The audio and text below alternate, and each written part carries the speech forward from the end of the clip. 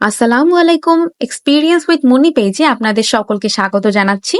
এরকম সুন্দর বৃষ্টি আর বাতাসের দিনে কি খেতে মন চায় বলেন তো? সবার একটাই উত্তর, তাই না? খিচুড়ি। হ্যাঁ, আমারও ভিন্ন নয়। তবে আজকে আমি খিচুড়িটা খুবই শর্টকাট ওয়েতে করে ফেলেছিলাম, কারণ আমার হাতে একদমই কম সময় ছিল।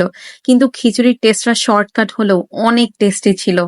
তা আমি পোলাও চাল আর মুগ ডাল ধুয়ে নিয়েছিলাম। একদমই মাইল্ড উপকরণ দিয়ে আমি রান্না করব। আমি পেঁয়াজ রসুনের সাথে কিছুটা দারচিনি এলাচ নিয়ে নিয়েছিলাম। আজকে না রান্নার থেকে বেশি আমাদের কনসেন্ট্রেশন থাকবে বাইরের ভিউটা, তাই না? আমি কিন্তু কালকে রান্না করতে করতে বেশ এনজয় করেছিলাম। আর এখানে আমি খিচুড়ির জন্য একটা মশলা রেডি করেছিলাম। ধনিয়ার গুঁড়া, হলুদ, জিরা আর কিছুটা মরিচের গুঁড়া আর লবণ, আদা আর রসুন বাটা আমি নিয়েছি। তো আমি এটা সবসময় আমার রান্না যারা রেগুলার দেখেন তারা জানেন যে আমি রান্নার আগে মশলাটাকে গুলিয়ে রাখতে বেশ পছন্দ করি। হয় কি, এতে খুব তাড়াতাড়ি মসলাটা কষানো হয়ে যায় এবং বেশি সময় লাগে না।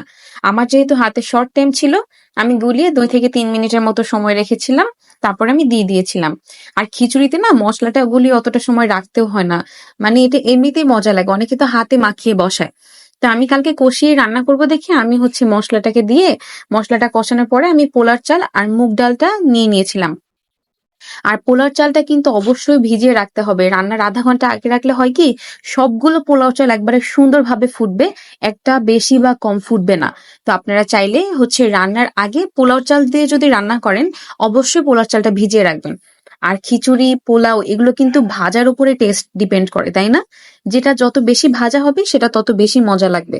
তা আমি খিচুড়িটা বসানোর আগে পানি গরম করে নিয়েছিলাম।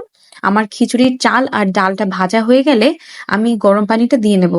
বাইরে কিন্তু সেই বৃষ্টি আর আমার জানালা বারবার বাড়ি খাচ্ছিল।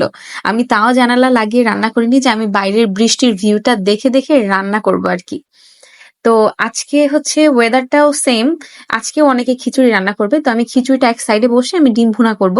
যেহেতু অনেক শর্ট টাইমে আমি রান্না করেছি, তো আমি পেঁয়াজটা ভেজে নেব। ডিম ভুনা করতে কিন্তু আহামরি উপকরণ লাগে না। আমি এখানে কিছুটা রসুন বাটা আর সামান্য একটু আদা বাটা নিয়েছিলাম। যেহেতু আমি একদম কম সময়ের মধ্যে রান্না করব, আজকে আমি ডিমের মধ্যে আর কোনো কিছু ইউজ করব না। দেন মশলা কষানোর পরে আমি একটা ডিম ছেড়ে দিয়েছি। এরপরে এই ডিমটা হয়ে গেলে আমি আরো একটা ডিম দিয়ে নেব। আমার যেহেতু সময় কম, তাই আমি ডিমটা সেদ্ধ করে নিইনি। এভাবে করলে কিন্তু ডিমটা বেশি মজা লাগে। কার কার এভাবে ডিম ভুনা খেতে ভালো লাগে বলেন তো? আমাকে অবশ্যই কমেন্ট করে জানাবেন। তো আমার ডিম ভুনার মধ্যে আমি আজকে ধনিয়া পাতা ইউজ করব না, আমি জিরা ইউজ করব। তো ডিম ভুনাটা করতে কিন্তু বেশি সময় লাগে না। তার মধ্যে আমি আবার মরিচ ভর্তা করে নিয়েছিলাম। মরিচ ভর্তাটা কালকে আমি আপলোড করেছি। আপনারা যারা মিস করে ফেলেছেন তারা অবশ্যই চেক আউট করবেন। খিচুড়িটা কিন্তু যথেষ্ট ঝরঝরে হয়েছিল এবং আলহামদুলিল্লাহ অনেক মজা হয়েছিল।